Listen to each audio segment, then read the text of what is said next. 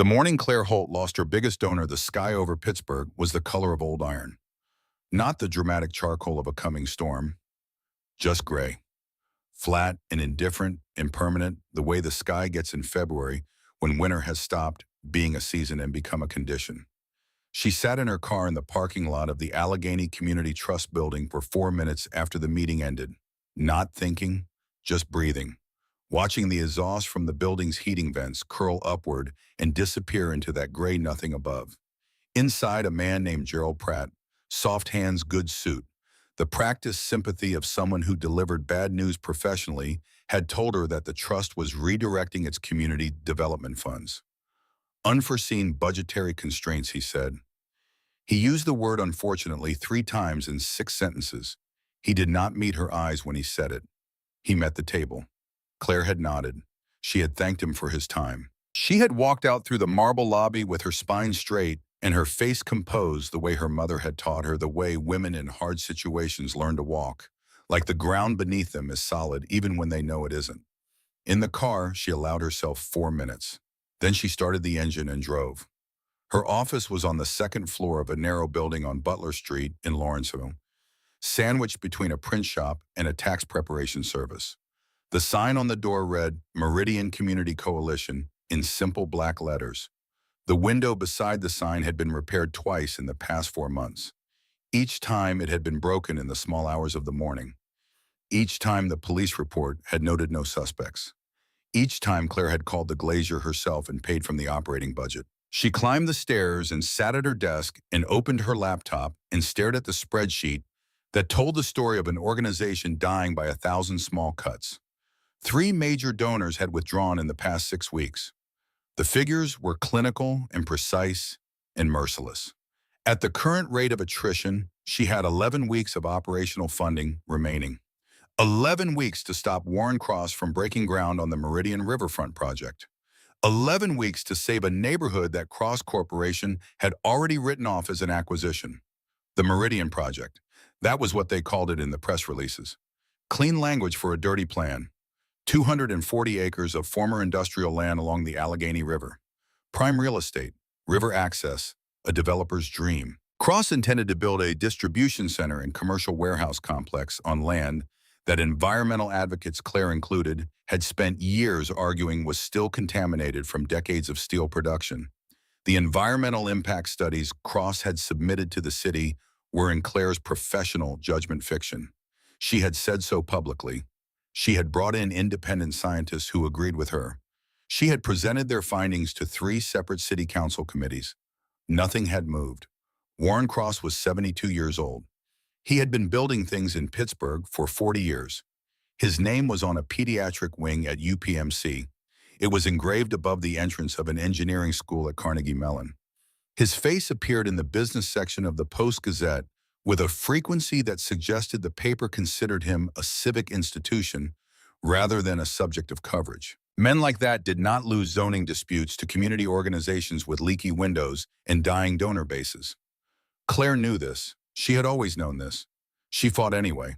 It was a choice she made every morning when she unlocked the office door, the same way some people choose to believe in things that cost them something. She was still staring at the spreadsheet when her phone buzzed.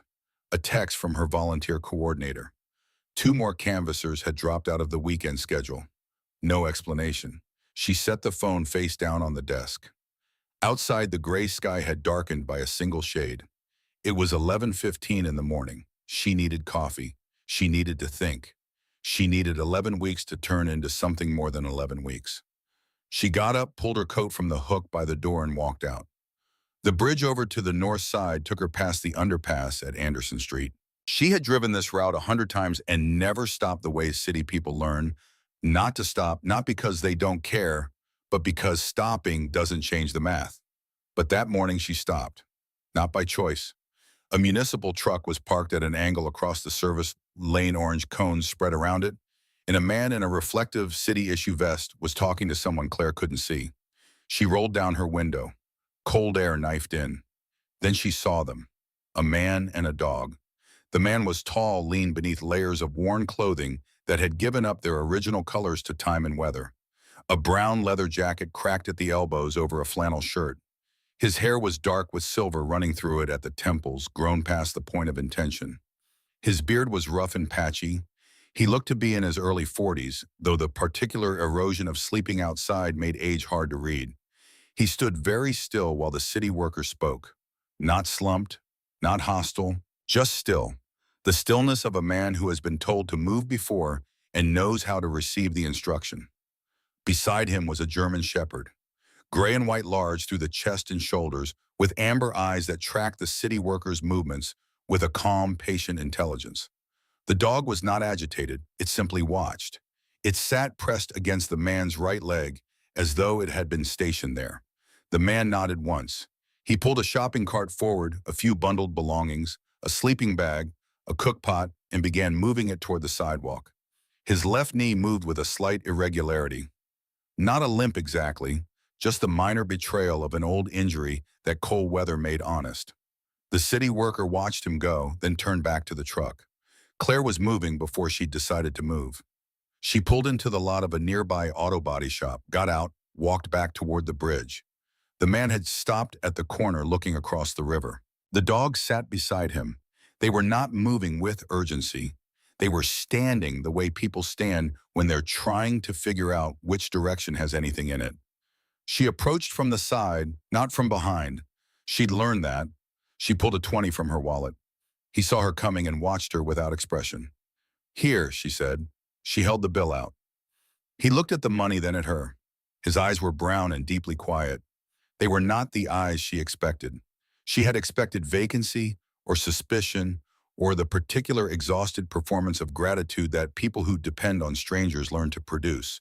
His eyes were none of those things. They were simply present, attentive, like someone who has stopped performing anything and arrived at a plain, unvarnished version of themselves. He took the 20. "Thank you," he said. His voice was low and rough, the texture of someone who didn't use it much. The dog regarded her steadily. It did not approach. It did not retreat. She walked back to her car. She did not think about them again for 3 days. On the morning of the fourth day, she arrived at the office to find a man sitting on the top step of the exterior staircase. The German shepherd was beside him, lying flat, head on its paws. The man was upright, his back against the railing, his eyes open. He had clearly been there for some time. She stopped on the sidewalk. He stood when he saw her. Not quickly, just steadily, with the deliberate economy of someone who conserves energy out of habit. The dog rose beside him. She recognized him. The jacket, the eyes. "Miss Holt," he said. She kept her distance. Her hand was near her phone. "You know my name?" "Your name's on the door," he said. He glanced at the sign. "I have something that belongs to you, or belonged to your family." She studied him for a moment. The stillness again. The dog was calm. An agitated man has an agitated dog. She had learned that somewhere, and it had never been wrong. "What is it?" she said. He reached into the interior pocket of his jacket and produced a small wooden box. Dark wood smooth the size of a paperback novel. He held it out toward her without stepping forward, letting her close the distance on her terms. She climbed the stairs slowly. She took the box. It was lighter than she expected. She lifted the lid. Inside, resting on a piece of faded dark velvet, was a photograph. A man in his early 30s. Unruly brown hair. A face full of forward-leaning energy, this face of someone who was always about to say something. He was grinning. On his shoulders, holding his forehead with both small hands, was a little girl of 7 or 8 with dark pigtails, and her eyes squeezed shut in the particular joy of being up very high. Claire's breath stopped. She knew this photograph. She had known it her whole life.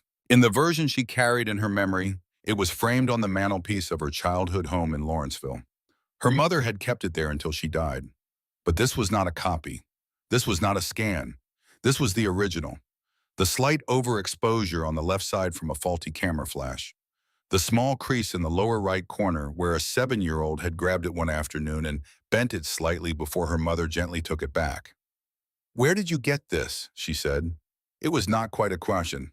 "I can explain that," he said, "but not here." His name was Ethan Cole. He had been a sergeant in the Army, a recovery vehicle mechanic stationed at forward operating bases in places where the heat was a physical thing and the dust got into everything. He had been discharged 3 years ago. He had been on the streets of Pittsburgh for 14 months. He told her this not as biography, but as navigation, the minimum information required to establish who he was before he told her what he'd found. They sat in her office with the door locked and the blinds angled, and he spoke in the flat, efficient way of someone trained to deliver situation reports. His dog's name was Rex. They had been together since a fellow veteran heading into a care facility could no longer keep him. Rex had been trained for service work and retained all of it, though no paperwork certified him as anything. He was simply a dog who happened to be better at his job than most people. 3 days ago, Ethan had used his last $70 to bid on a storage unit at a delinquency auction on the south side. Coleridge Storage Unit 447. The auctioneer's name was Dale Hutchins, and he'd been relieved to have anyone bid at all on a unit that every professional buyer had already written off as a loss. The unit was exactly what it looked like from the door. A decade of accumulated nothing. Rotting cardboard mildewed clothing, the soft, wet remains of a life that had stopped being tended to. Every professional buyer had shown their light and run the calculation in under 10 seconds and walked away. Ethan had bought it because it was the only lot where the bidding hadn't climbed past $70, because it was what he could afford, and because sometimes you bet everything on the long shot when there's nothing left to bet. He had spent an hour working through the unit, finding nothing of value. He had been sitting on the concrete floor, he said, considering the particular quality of having made the worst possible decision with the last resources available when Rex had stopped listening to him. The dog had gone to the back wall, a single large sheet of plywood stained with moisture covering the rear of the unit. Rex had pressed his nose against the base of it and begun to scratch. Not erratically. Not the way a dog behaves when it's chasing a scent. Slowly, deliberately, with focus. Ethan had looked closer and seen the lines. Two perfectly vertical seams running floor to ceiling 3 feet apart in the surface of the plywood. Not water stains spreading outward from a source the way real moisture damage does. Straight lines, geometric. The kind of lines that only exist when something has been built to a measurement. He had used a rusted tire iron from the corner of the unit to pry the panel loose. Behind it was a cavity 2 feet deep running the full height of the wall. Dry, still, and holding 3 objects that had been placed, not thrown, set down with intention. The small wooden box with the photograph, a thick manila envelope sealed with red wax, unbroken, stamped with an insignia he hadn't recognized, and a flat black military-grade ammunition case, roughly 12 inches by 8, secured with 3 combination tumbler locks. He had brought them here because the photographs led him here. He had found other photographs inside the wooden box. The same man, different years. A child growing older in successive images. A woman who appeared in some of them dark-haired with the same stubborn set to her jaw that Ethan recognized in the woman sitting across from him now. He had searched the name on the back of one of the photos, Nathan Holt, written in faded pencil. He had found the organization on the second page of results. He placed the manila envelope on the desk between them. "I didn't open it," he said. "The wax was intact. It didn't belong to me to open." Claire looked at the envelope for a long moment. The red wax seal was brittle with age. An insignia pressed into it, the outline of something she couldn't identify at this distance. "Who sealed this?" she said. "There's a name on the back," he said. She turned the envelope over. Written in shaky, faded handwriting on the back flap were 3 words: "For whoever finds." And below that a name: Gerald Holt. The seal broke with a dry, quiet snap. She pulled the papers out slowly. The top page was a letter, handwritten on loose-leaf paper, the ink faded to a blue-gray, the handwriting unsteady, the script of someone whose hands had not been steady when they wrote it. She recognized her uncle's handwriting immediately. She had seen it on birthday cards throughout her childhood, on the inside cover of books he'd given her, on a letter he'd sent when her mother died, that she had kept in her dresser drawer for years. She began to read. The letter was dated November 2009. 15 years ago, Gerald Holt, Jerry as everyone had called him, had been the older brother. The cautious one, her mother always said. The practical one. Where Nathan had been fire, Jerry had been water. Steady, calm, and very, very careful. The letter began with an apology. It went on for 2 pages. In 1996, Nathan Holt had purchased the abandoned Meridian Steelworks on the river using the entirety of his savings and a small inheritance from their father. He had believed the land could be remediated. He had believed he could clean the contamination from decades of industrial use and build something for the community on the recovered ground. Affordable housing, green space, a place that served the people who had been breathing the air from those stacks their whole lives. He had not been the only person interested in the land. Warren Cross had wanted it, not to clean it, to use it. Cross had a contract in place with a regional shipping consortium. River access, rail proximity, highway adjacency, 240 acres of industrial zoned land with no neighbors close enough to complain. The ideal site for a distribution and warehousing complex. The problem was the contamination. The real contamination, not the sanitized version. The actual readings from actual soil cores taken by actual scientists who had not been paid to reach a particular conclusion. Nathan had found the proof. He had documents showing that the environmental assessment Cross had submitted to the city's planning commission was fabricated, not adjusted, not optimistic, fabricated. The real numbers showed toxicity levels that would have made development illegal under both state and federal guidelines. Cross had paid two members of the city's environmental review board to approve a false report. Nathan had the ledgers. He had the original falsified permits side by side with the real data. He had the names. He had been 3 days away from taking everything to the Post-Gazette when the gas line in his office building failed. The investigation lasted 9 days. The finding was accidental, a faulty valve in an aging building. No evidence of tampering. The case was closed. Jerry wrote that he had not believed it for a single day. Cross's people had come to him 11 days after the funeral. Two men very polite in very good coats. They had spoken about the future of the city.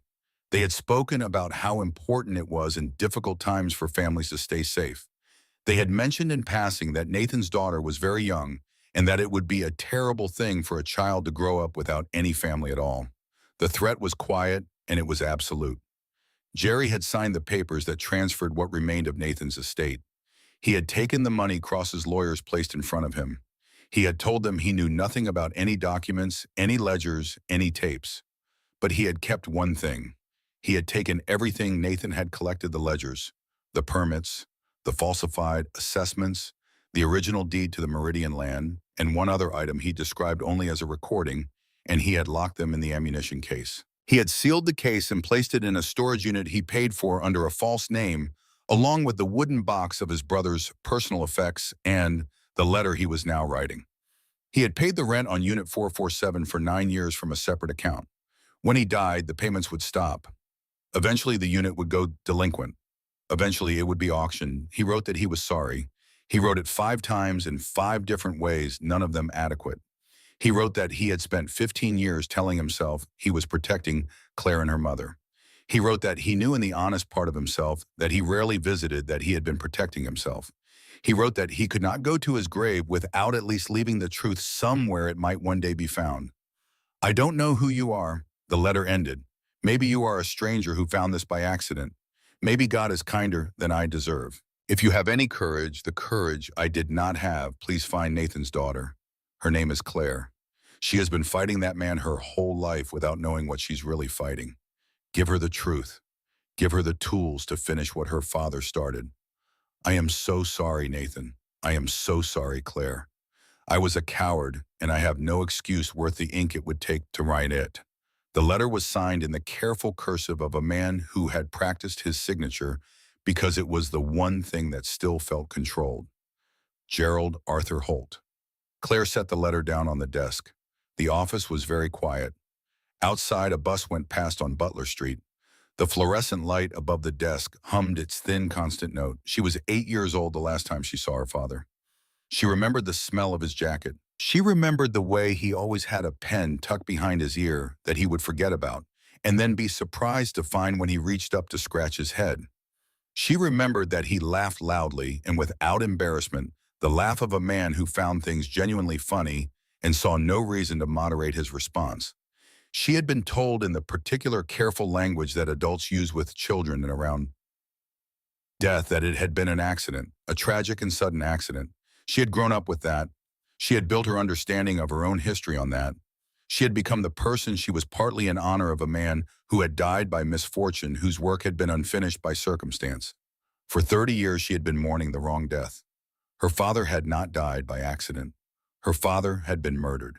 And the man who had done it, the man who had been quietly, methodically dismantling her organization for the past 6 months, was the same man. The same Warren Cross whose name was carved into the buildings of Pittsburgh. The same Warren Cross who had shaken her hand at a city council meeting 8 months ago and told her with genuine warmth and a firm grip that he admired her passion. She became aware that her hands flat on the desk on either side of the letter were completely still. She was not shaking. She had expected to shake. Instead, she felt something clarify inside her like a lens being adjusted until the image is suddenly perfectly sharp. She looked up at Ethan Cole. He was watching her with those quiet brown eyes. Not with pity, not with the awkward hypervigilance of someone waiting for a person to cry. Simply watching, present, the dog Rex lay at his feet with his head up, amber eyes moving between them. "The locked case," she said. Her voice was steady. "You said it has 3 combination locks." "Military grade," he said. "Late 80s, early 90s. I can't open it. I don't know anyone who can." "I might," she said. She stood up. She walked to the window and looked down at Butler Street for a moment, at the gray, ordinary Pittsburgh morning, carrying on its gray, ordinary business. Her father had dreamed about the Meridian land. He had put everything he had into it. He had died for it. And now, 30 years later, the same man who had killed him was trying to take it again and had been watching his daughter fight the battle her father started from close enough to smell the fear for months. The photograph was still in the wooden box on the desk. Nathan Holt grinning, his daughter on his shoulders, her small hands on his forehead, her eyes squeezed shut with joy. She crossed the room and picked up the photograph. She looked at it for a long time. She was not that little girl anymore. She had not been that little girl for a very long time. But she was still Nathan Holt's daughter. And Nathan Holt's daughter did not walk away from a fight, especially not the fight her father had died trying to finish. She placed the photograph carefully back in the wooden box and closed the lid. "There's a man named Frank Okafor," she said. "Oh, ex-FBI. He's been trying to build a case against Cross for 20 years. If anyone can open that box, he can." She looked at Ethan. "And there's something else. The letter mentions a recording." "A recording Nathan made." Ethan nodded once. "The case is still at the mill," he said. "I hid it." "Then we need to go get it," she said. Rex stood up from the floor as if he had been following the conversation and understood that the waiting was over. She picked up her coat. She looked at the letter on the desk, at her uncle's careful signature, at the years of silence, folded into those 2 pages. Jerry had been a coward, and he had known it, and he had lived with it until he couldn't anymore. She was not going to be her uncle. She was going to be her father. She turned off the office light and walked out. Frank Okafor lived in a narrow row house in Garfield with a porch light that stayed on all night and a front door that had 3 locks on it. Claire had met him twice before, both times at community forums, where he sat in the back row and said nothing until the meeting was nearly over, and then asked the one question that made everyone in the room go quiet. He was 62 years old, and he moved like a man who had spent decades learning to take up the minimum necessary space while seeing everything. She had his number from a mutual contact in the city's housing advocacy network. She called him from the car while Ethan sat in the passenger seat with Rex in the back, the dog's chin resting on the center console between them. Frank answered on the second ring. She told him enough. Not everything. Enough. The silence on his end lasted 4 seconds. Then he said, "Come now. Don't stop anywhere first. Don't use your card for gas." He was standing on the porch when they pulled up. He looked at Ethan. He looked at Rex. He looked at Claire with the expression of a man who has been waiting a long time for a particular door to open and is now watching it happen and is not entirely sure whether to feel relieved or afraid. "Come inside," he said. His living room had the organized density of a place where serious work had been done for a long time. One wall was given over almost entirely to a corkboard layered with papers, photographs, and index cards connected by lines of red string that had faded to pink. At the center of it, circled in black marker that had been gone over several times until the line was thick and certain, was a name. Warren Cross. Claire stood in front of the board for a long moment. "How long have you had this?" she said. "The board, about 12 years, Frank said.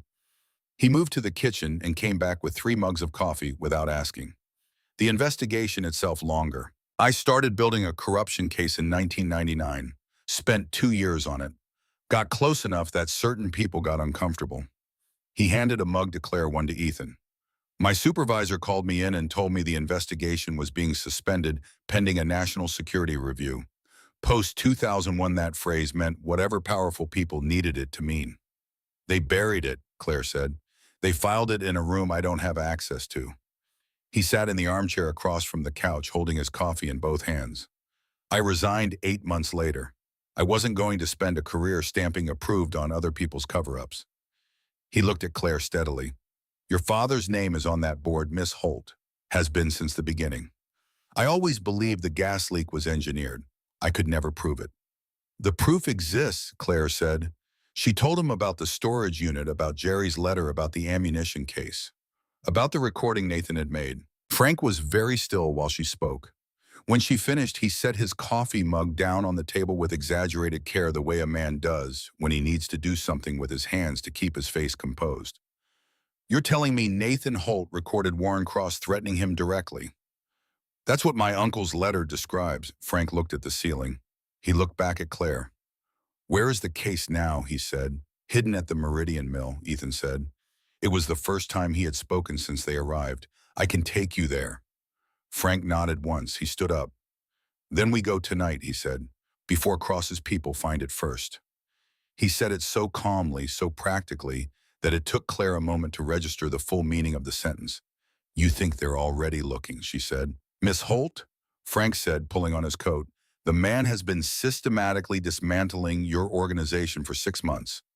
Your donors didn't walk away on their own. Your windows didn't break themselves. He has been managing you the way he manages everything, slowly, methodically, from a distance, without fingerprints. He looked at her evenly. The only difference now is that something changed in his calculus. Something made him aware there might be a threat beyond your advocacy work. He paused. When did you start asking about the history of the Meridian land specifically? Not just the current project, the original ownership, the 1996 acquisition? Claire thought back. About 3 weeks ago, I submitted a public records request to the city, historical zoning records. Frank nodded, unsurprised. Public records requests are public, he said. He has people watching for that. He moved toward the door. We need to move. They took Frank's car, a plain gray sedan that smelled of old coffee and was unremarkable in the specific way of vehicles that were chosen to be unremarkable. Frank drove. Claire sat in front. Ethan and Rex were in the back. The city moved past the windows, street lights on wet asphalt. The bridges over the Allegheny lit in their orange glow against the dark water. Pittsburgh at night had a particular beauty that was inseparable from its history. All that iron and effort turned to light and reflection, the bones of an industrial century dressed up for a later age. Claire watched it and thought about her father driving these same streets 30 years ago, full of plans for a piece of contaminated land that he believed could be made clean. They turned off the main road onto a broken service lane that ran along the perimeter of the old mill. Frank cut the headlights 50 yards from the fence and rolled to a stop behind a collapsed section of brick wall. The Meridian steelworks rose against the night sky in a geometry of ruin. Skeletal frameworks of rusted steel. The dark rectangles of collapsed roof sections. The round bulk of the old furnace building rising above everything else like a structure that had decided to become a landmark despite itself. No lights anywhere, no movement, just the wind moving through the broken upper structures with a sound like breath. You lived here, Claire said quietly. She was looking at Ethan. The security office, he said, south side of the main building. Dry roof, intact window. He said it without inflection as a practical description of an adequate shelter. But Claire heard the other thing in it too, the particular efficiency of someone who had learned to measure adequacy against the alternative. They moved through the gap in the fence in single file, Rex slipping through last silent as smoke. Ethan led. He navigated the debris field of the main foundry floor without hesitation, without a flashlight, turning where the path required turning, stepping where the footing was solid. He knew this place in the dark the way a person knows a room they have crossed 1,000 times without light. They reached the small brick building at the south end of the complex. Ethan pushed the door open. The grinding of rusted metal against the concrete sill seemed very loud. Inside was the security office. Claire looked around it, a steel desk, a broken chair, a window filmed with grime but unbroken. The floor swept clear or as clear as the place allowed. A space that someone had worked to make functional in the way that people with very little make things functional, not through resources but through attention. In the corner, half concealed behind the desk, was the ammunition case. Flat black metal 12 inches by 8. Three combination locks in a line along the front edge. Frank crouched in front of it and ran his hands along the surface with the focused attention of a man reading something in a language he knows well. Military grade, he confirmed. Mosler tumbler locks, late 80s design. He looked up. I can open them. It'll take time. How much time? Claire said. Enough time for you to tell me what else is in this building that we need to worry about, he said. He was already pulling a leather roll of tools from his coat pocket. Ethan shook his head. We swept the perimeter coming in. No vehicles on the service road. No lights in the upper floors. We're clear. Frank unrolled the leather case on the floor beside him, picked up a thin tool and a small stethoscope, put the earpieces in, pressed the bell of the stethoscope against the body of the first lock, and began to turn the dial with the steady, unhurried patience of someone who has done this before and knows that rushing is the only way to fail. The room was very quiet. Rex moved to the doorway and lay down facing out his ears in constant rotation, a living instrument calibrated to the frequency of approaching danger. Claire sat on the floor with her back against the wall, knees up the wooden box in her lap. She opened it and looked at the photographs inside by the thin light of Frank's work lamp. Nathan at different ages. Nathan and a woman who must have been Claire's mother, young and laughing in a park somewhere. Nathan crouched down to the level of a very small girl pointing at something off camera, the girl looking in the direction he was pointing with absolute trust. Ethan sat a few feet away from her in the same position, back against the wall, knees up. He was watching the door over Rex's head. He had the particular alert stillness of a man whose vigilance had become involuntary, a system that ran in the background whether he chose it to or not. You were a mechanic, she said quietly, not to start a conversation. Just because the silence had weight in it and she needed to put something small into it. Recovery vehicles, he said. Retrieval and repair in the field. When something broke down somewhere, it wasn't supposed to break down, we went and got it. And something broke down wrong, she said.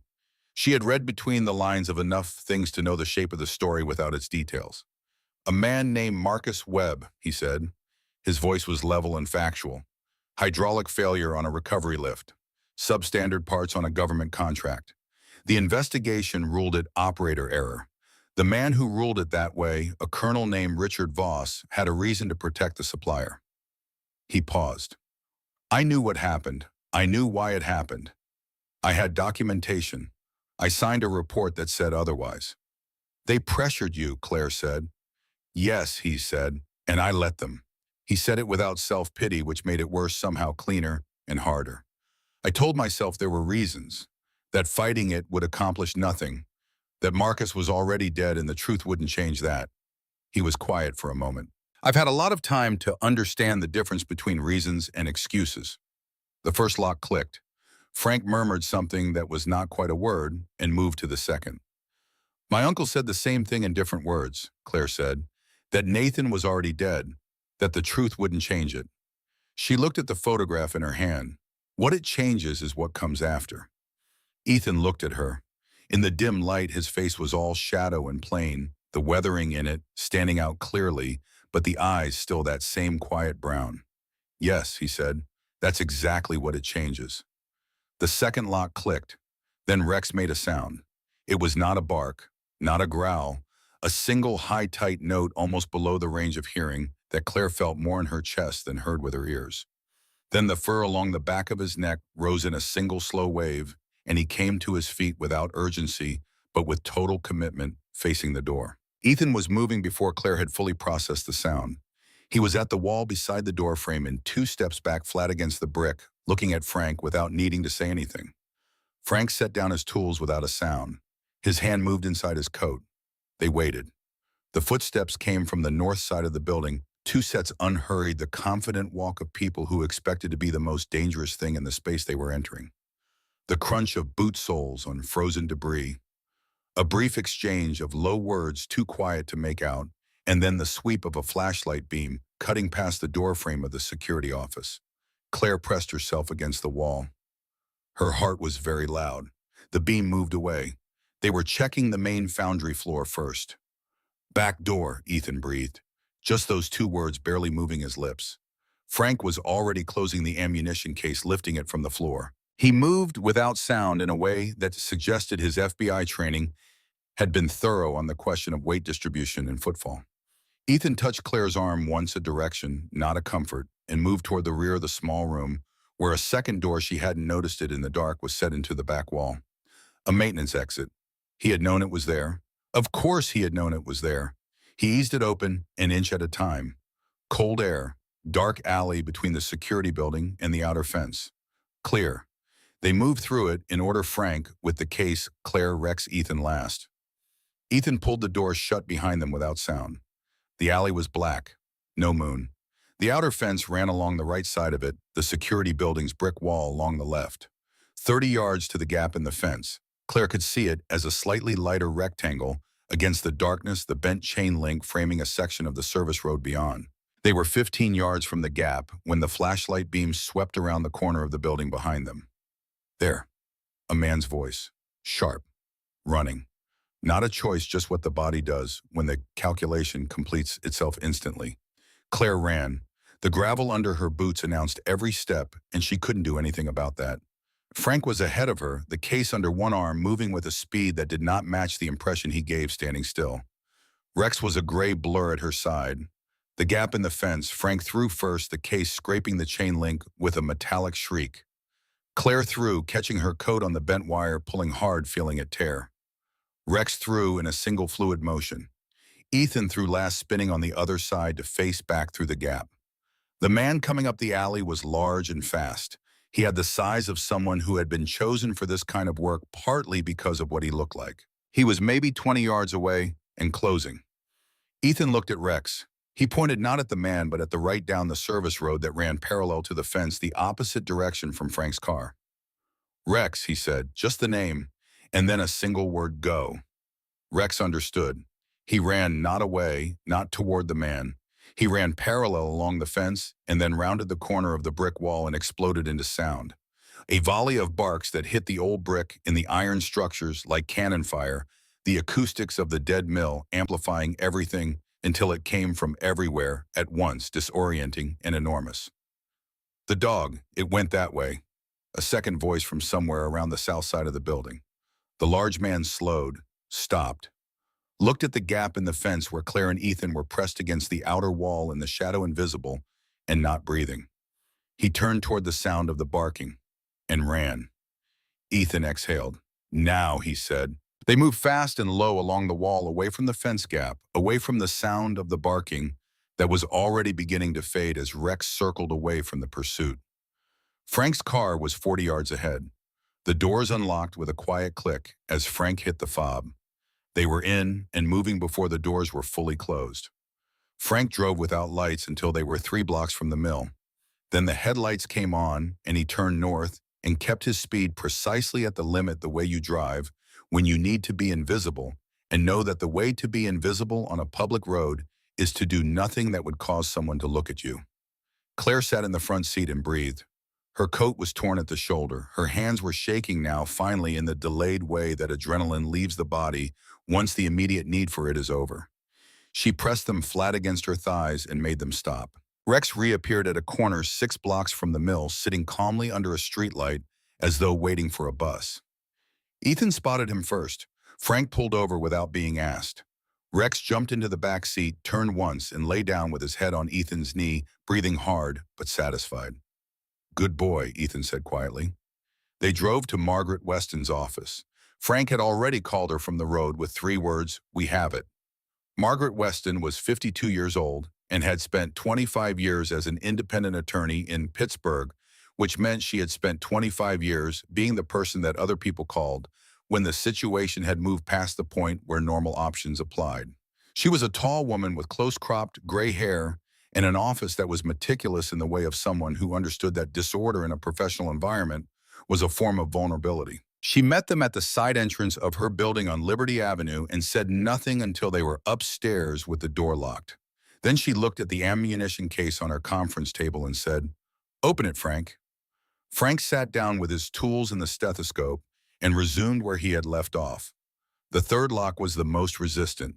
He worked at it for 11 minutes. The room was very quiet. Margaret made coffee with the particular focused efficiency of someone who had learned to do useful things during waiting rather than simply endure the wait. She placed a mug in front of each of them, including one in front of the empty chair closest to Rex, which she then moved 6 inches closer to the dog in a gesture that was both precise and oddly tender. Claire sat with her hands wrapped around her mug and watched Frank work and thought about her father, who had filled this case with the tools of his own undoing, the proof that would get him killed, and locked it, and trusted that the locks in the hiding place would hold long enough for someone to find them and have the courage to do something with what they found. He had been optimistic about that.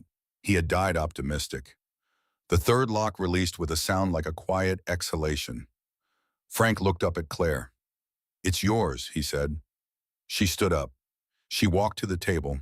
She looked at the case for a moment at the three locks hanging open at the flat black surface worn smooth at the corners from handling. She lifted the lid. The smell that rose from it was old paper and dry leather and the particular still quality of sealed air of atmosphere preserved from another time. It was the smell of 1996 somehow, the smell of evidence that had been waiting. Frank and Margaret began lifting the contents out one item at a time, laying each piece on the conference table with the careful deliberateness of people who understood they were handling the kind of material that gets handled once and never touched carelessly again. A leather-bound journal. Nathan's handwriting on the inside cover, his name and a date. Claire opened it. The pages were dense with notes, dates, figures, observations. The meticulous record of a man building a case with the same care a lawyer or a journalist would bring to it, because he had understood from the beginning that care was the only protection available to him. A folder of documents. Environmental permits dated 1995 and 1996. Signed, stamped official in every visible respect. And beneath them another folder, the real assessments. The actual soil core analyses, the actual toxicity readings, the actual numbers from the actual ground. The difference between the two sets of documents was not ambiguous. It was the difference between a clean bill of health and a contamination map that should have stopped every conversation about development for a generation. Two accounting ledgers, columns of figures in a practiced hand with dates and notations that would mean nothing to a casual reader and everything to a forensic accountant or a federal prosecutor. Payments flowing out of a shell company with a name that appeared on no public filing flowing into accounts associated with two names that appeared on the city's environmental review board. And then at the bottom of the case, something small, easily missed. A black Olympus Pearl quarter, a microcassette recorder, no larger than a pack of cards with a single cassette inside it. A piece of adhesive tape across the cassette door, holding it shut. Written on the tape in Nathan Holt's handwriting, in letters small enough to require leaning close to read WC, November 12th, 1996. 3 days before Nathan Holt died. Margaret placed the recorder on the table in the center of everything. The five of them, Frank, Margaret, Claire, Ethan, and Rex, looked at it. "We'll need a forensic audio specialist to restore it properly," Frank said. 30 years the tape may have degraded. "How long will that take?" Claire said. "I know someone who can turn it around in 24 hours if I ask the right way." He looked at her steadily. "But Claire, even without the tape, what's on this table right now, the ledgers, the permits, the journal, this is a federal corruption case. This isn't a zoning dispute anymore. This isn't a community coalition versus a developer. This is bribery of public officials. This is falsification of government documents. This is potentially evidence in a 30-year-old homicide." The word homicide sat in the room. Margaret said quietly, "There's more." They all looked at her. She had been on her laptop while Frank worked. She had the look of someone who had not slept and was running on professional necessity and the particular cold clarity that comes when something you suspected is confirmed in larger terms than you expected.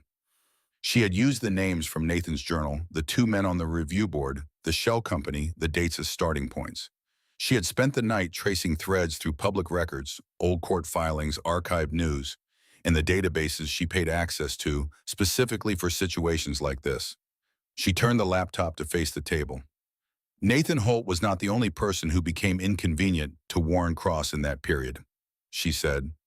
Between 1996 and 1998, 6 other men died in what were officially ruled accidents on or adjacent to Cross development sites.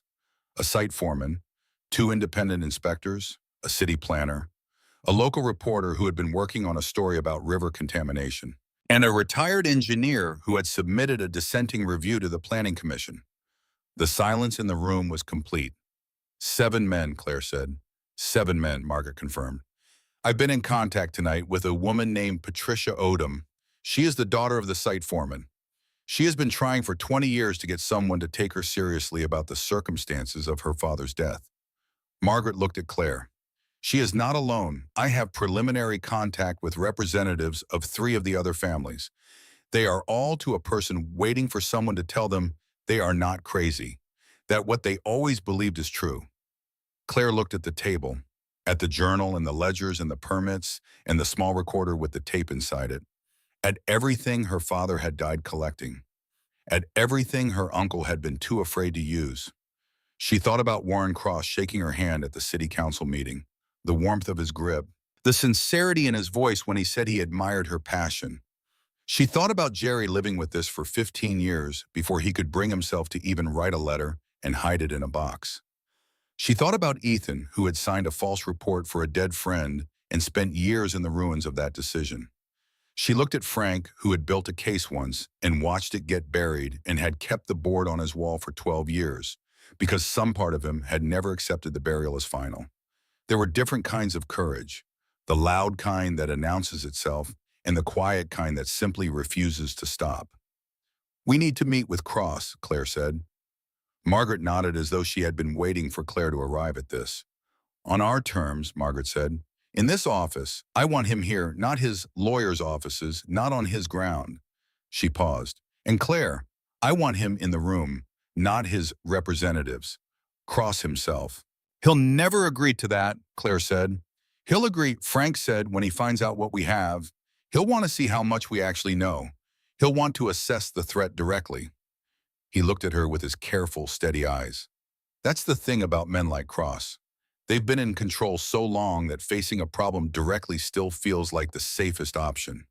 He won't be able to resist. Rex had moved while they were talking. He was sitting beside Claire now, close enough that his shoulder was against her leg. She had not noticed him move.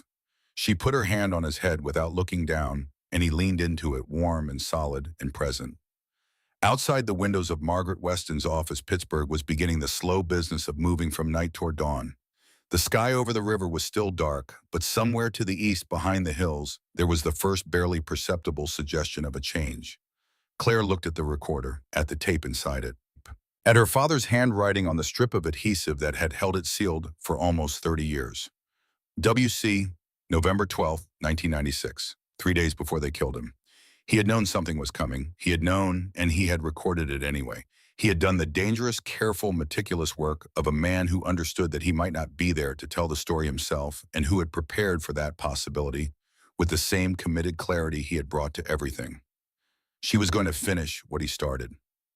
Not for justice as an abstraction, not for the memory of a man she had lost at 8 years old, for the 7 families sitting in their houses in Pittsburgh right now who deserved to know that the people they had lost had not died carelessly, that they had died because they had been in someone's way, that the someone had a name, and that the name was about to stop being a plaque on a wall and start being the answer to a question that had waited 30 years to be asked. She looked up at Frank. Make the call to your audio contact, she said, and then I want to know everything you know about how Warren Cross operates when he's cornered. The forensic audio specialist Frank knew was a woman named Irene Tasker, who worked out of a converted warehouse in Bloomfield and had spent 30 years restoring damaged recordings for law enforcement agencies, documentary filmmakers, and on one occasion a federal grand jury that had needed a 40-year-old wire recording made audible enough to convict a man who had believed time had protected him. Frank dropped the recorder with her at 6 in the morning. She called back at 11 the following day. It's there, she told Frank. The tape degraded along the edges, but the center track is intact. I've cleaned it up. You can hear every word. She sent the file encrypted to Frank's laptop. He played it once a month in his car in the parking garage beneath Margaret Weston's building. Then he came upstairs and told Claire and Margaret what was on it. Warren Cross's voice, younger by 30 years, but unmistakable in its particular quality of calm authority, the voice of a man who had never had to raise it to make himself understood. And Nathan Holt's voice, steady and careful, the voice of a man who knew the recorder in his pocket was the only protection he had and was determined to keep the conversation moving toward the territory he needed it to reach. The recording lasted 11 minutes and 40 seconds.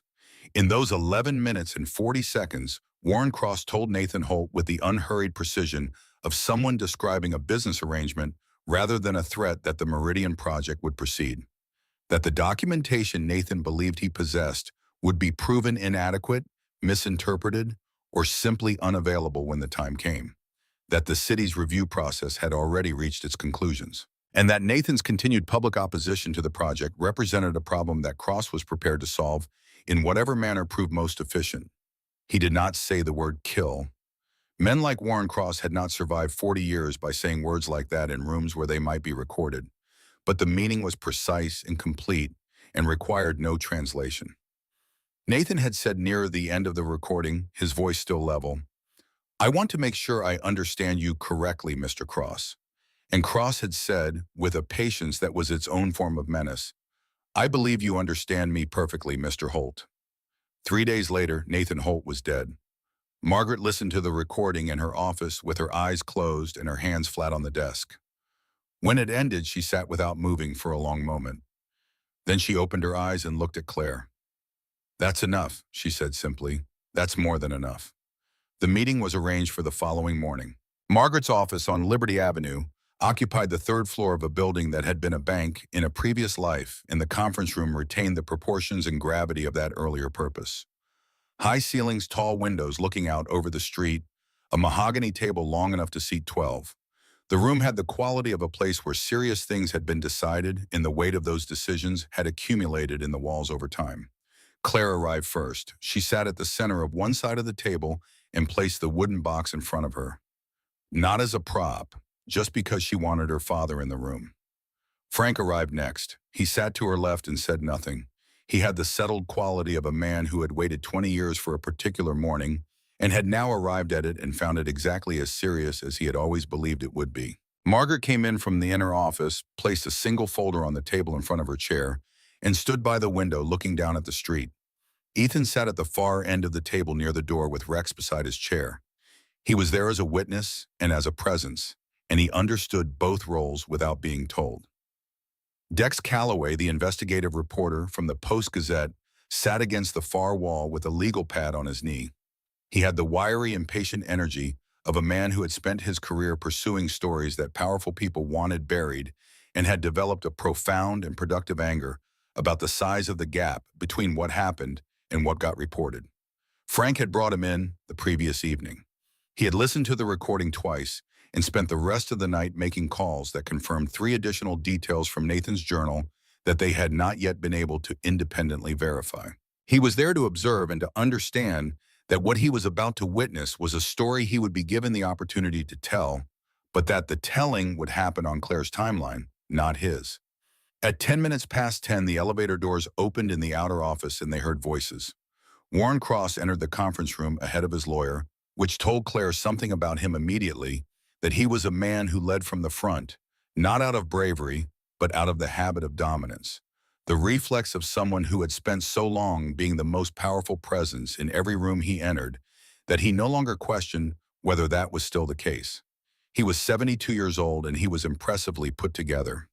A dark charcoal suit cut close, white hair that had the authority of age without the diminishment of it, a face that had settled into the kind of distinguished weathering that looks on men of a certain class like gravitas rather than erosion. His eyes were pale and alert and moved around the room with the speed of a man conducting a rapid threat assessment, which was Claire realized exactly what he was doing.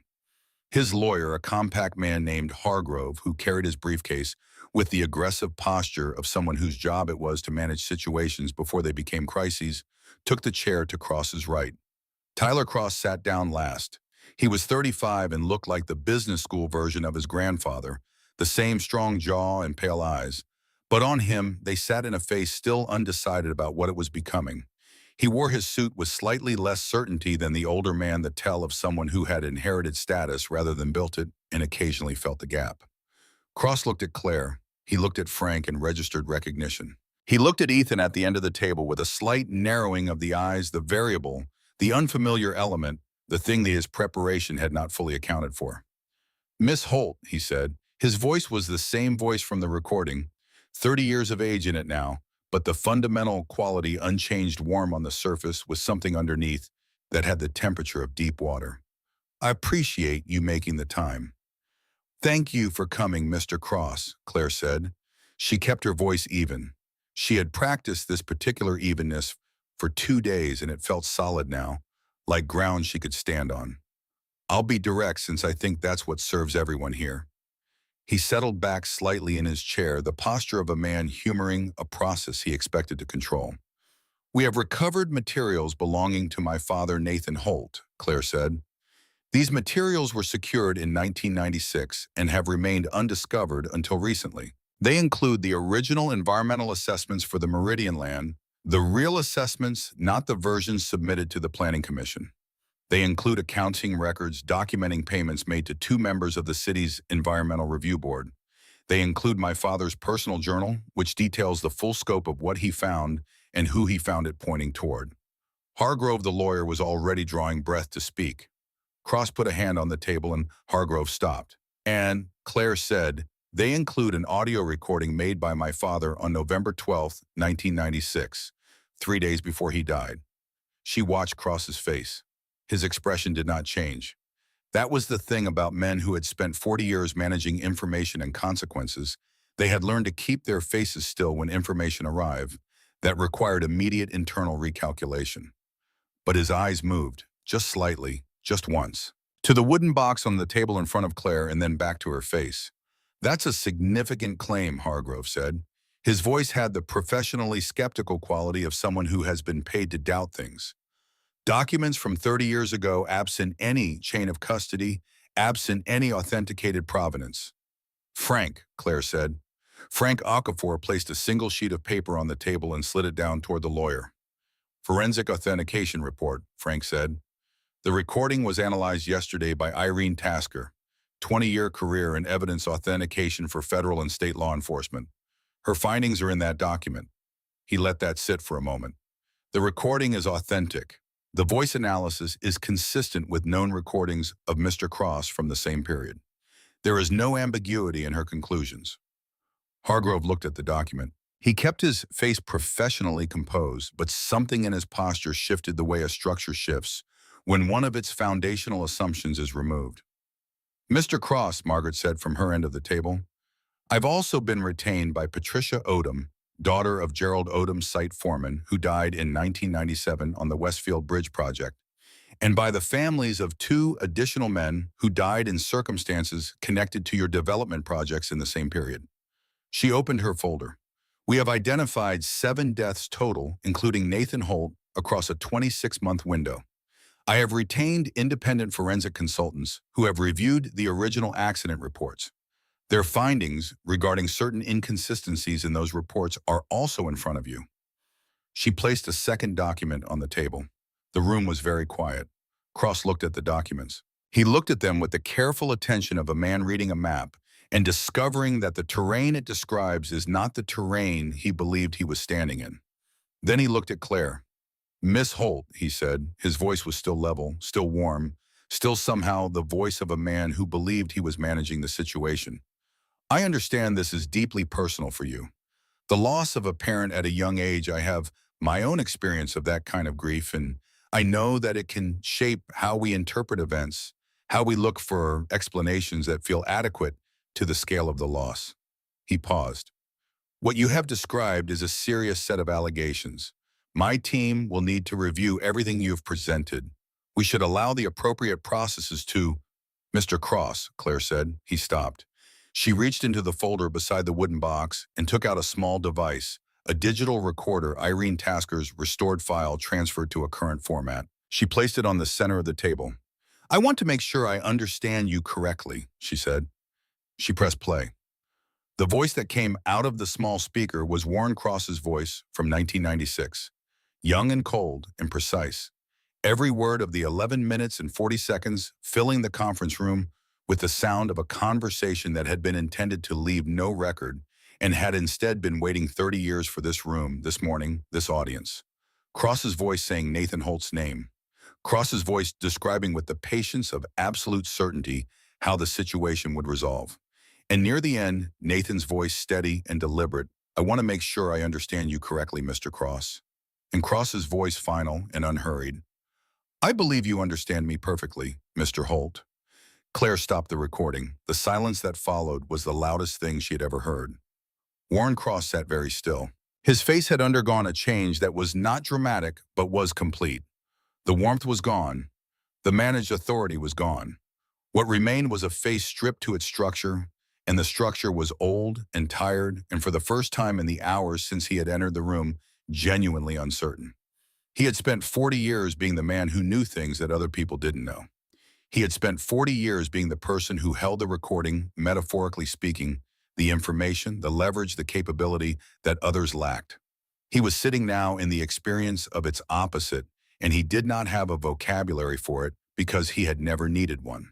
His lawyer was writing rapidly on a legal pad, the pen moving with the mechanical urgency of someone trying to find footing on a surface that had stopped being solid.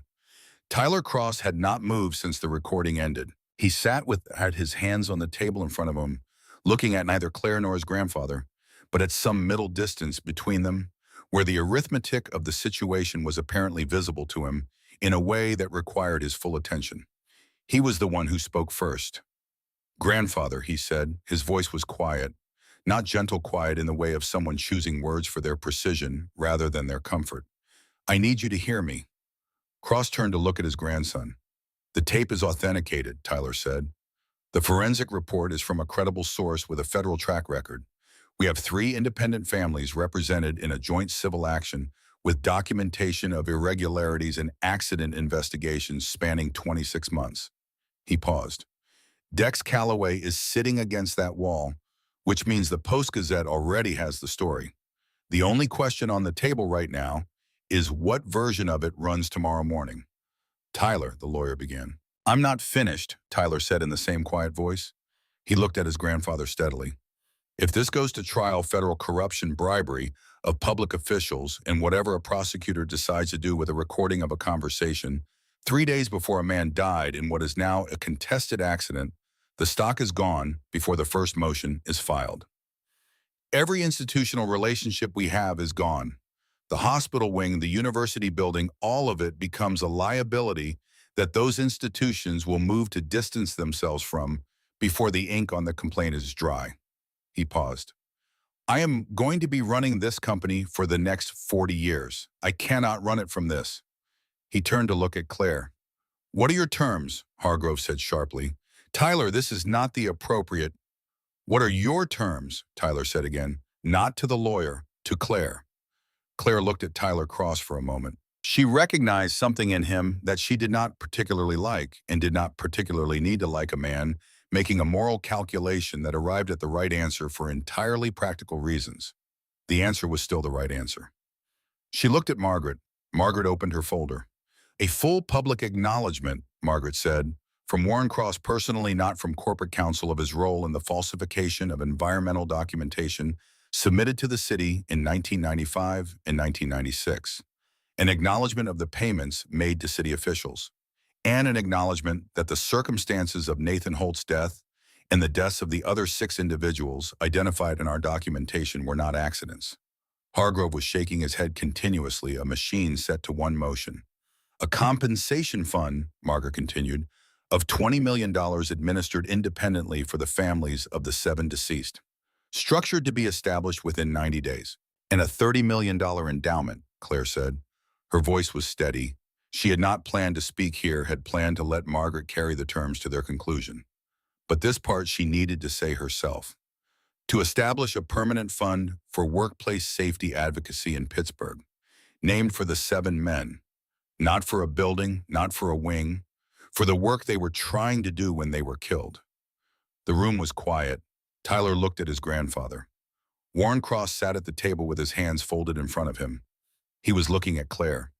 The pale eyes that had assessed her when he walked in, the rapid threat calculation of a man who had expected to be the most powerful presence in the room, were different now. They were not broken or diminished in the way of a man defeated. They were simply empty of the particular certainty that had animated them for 40 years, the certainty that his version of events was the version that would survive. He knew what the recording was. He had known the moment she said the date. He had spent 30 years being certain that no recording existed. He had been wrong. And the specific quality of being catastrophically wrong about the one thing you are most certain of leaves a mark on a face that cannot be composed away. He looked at Claire, and she held his gaze, and she did not look away.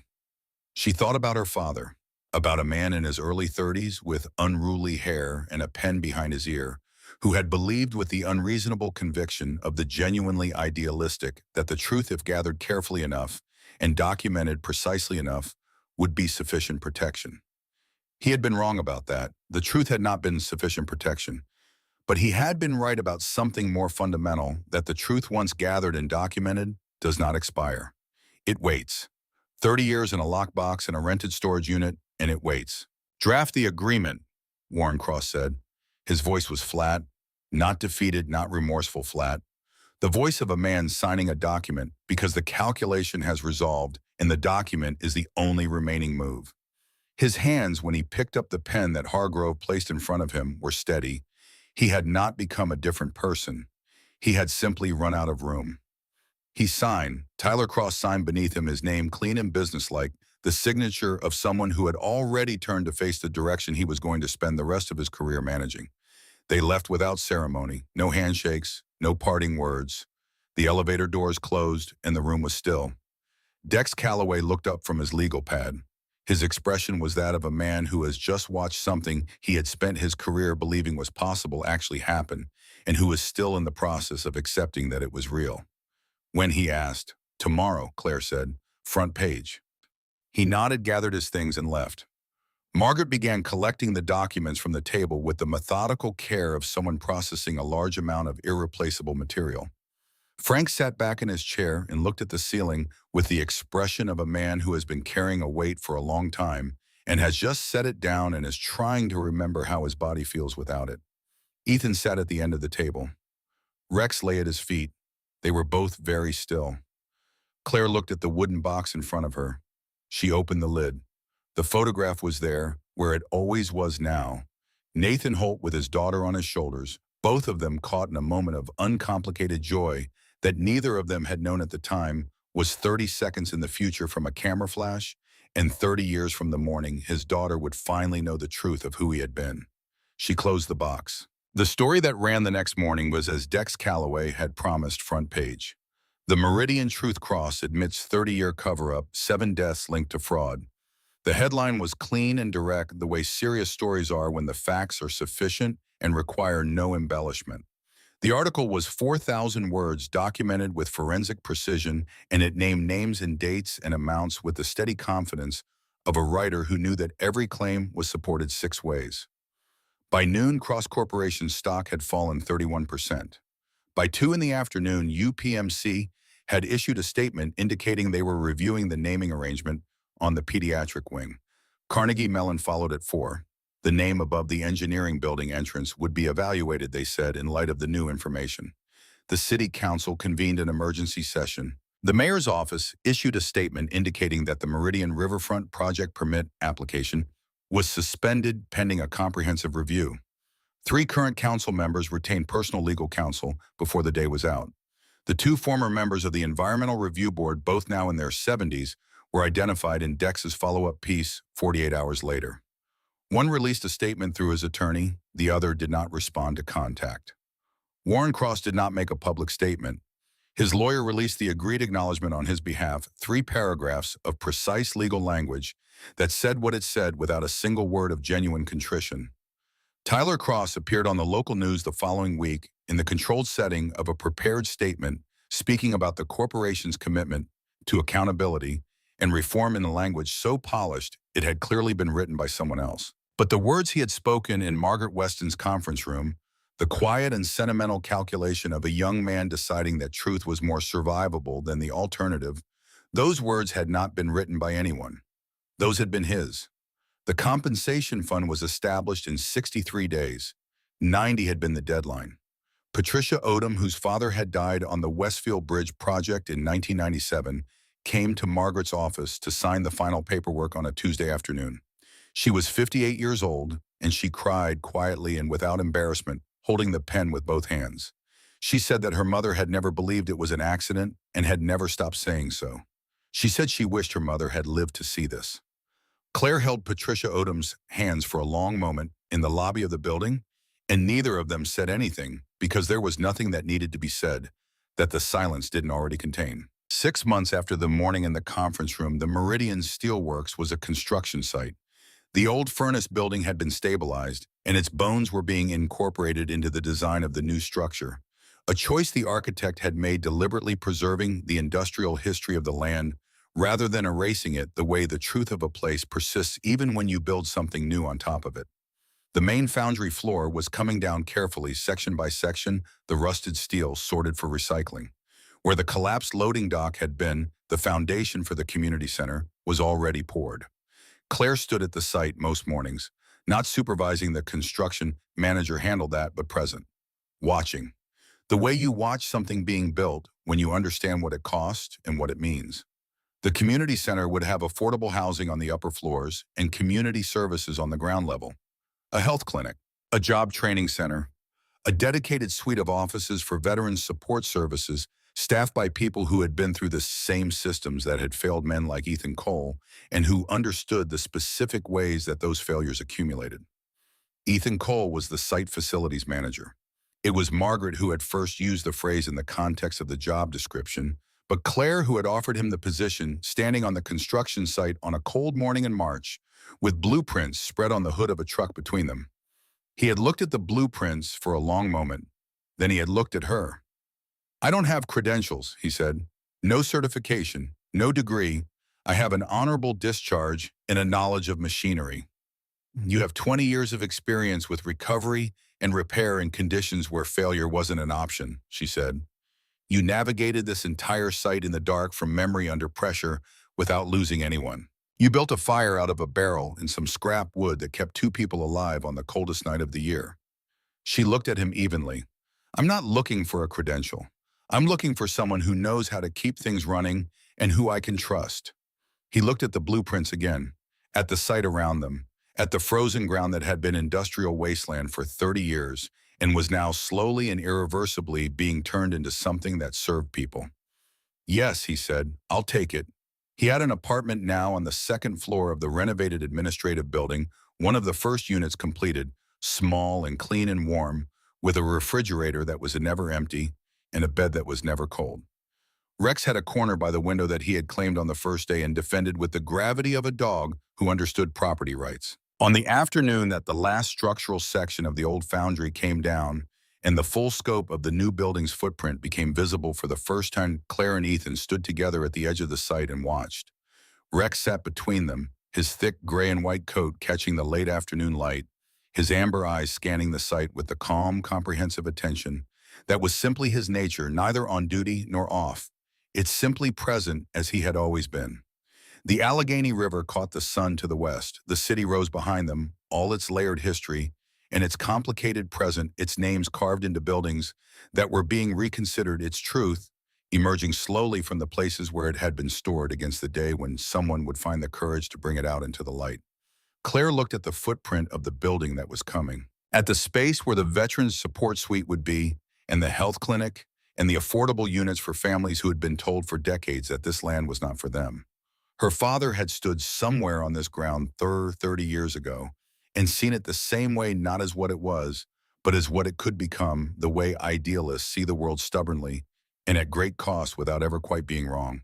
She thought about the small recorder on the conference table, about the voice on the tape and the voice that had answered it, about 11 minutes and 40 seconds that had waited in the dark for 30 years and had finally irreversibly been heard. She put her hand on Rex's head. The dog leaned into it, warm and solid, the weight of a living thing that had found what it was looking for and had no need to look for anything else. The light over Pittsburgh was turning gold. She let it hold her for a moment, the late light and the sound of construction and the particular quality of standing on ground that had been fought for and won on a day when the long work of honoring someone you loved had arrived at a place where it could finally rest. Then she picked up her blueprints from the makeshift table behind her, tucked them under her arm, and went back to work.